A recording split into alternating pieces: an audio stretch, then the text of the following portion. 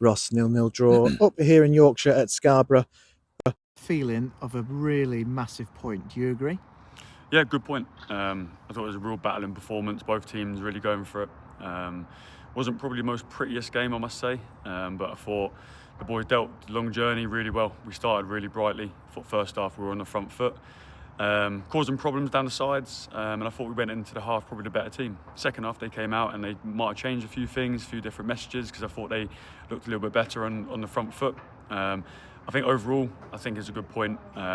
We tested the goalie a couple of times, but nothing too serious, and I don't think Loz had too much to do either. So I think it was a real good battling show between both teams, really, who are really putting their sort of bodies on the line for the clubs and trying to do the best possible they can. So I think the most important thing is we come up here and we try and win the game. If we can't win it, we definitely not lose it.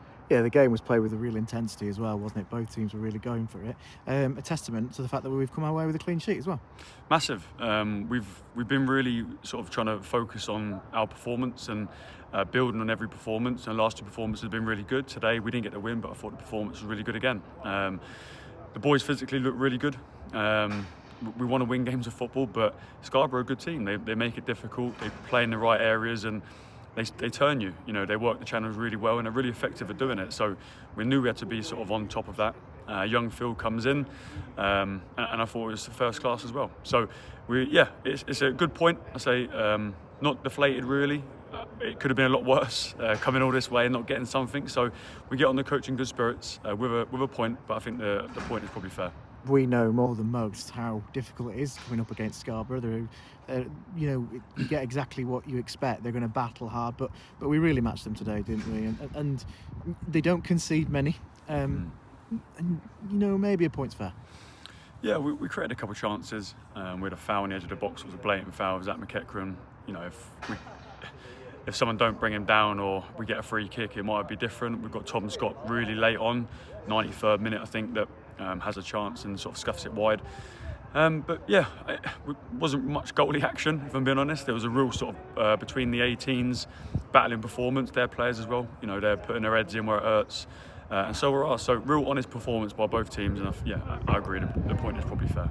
You look back and you draw a line through the Buxton defeat, which was a real off day for everyone. But you look back and we've not been beaten in 90 minutes for quite a long time until now. You know, even with the Buxton defeat, it's only won in, I think it's 8 or something in 90 minutes.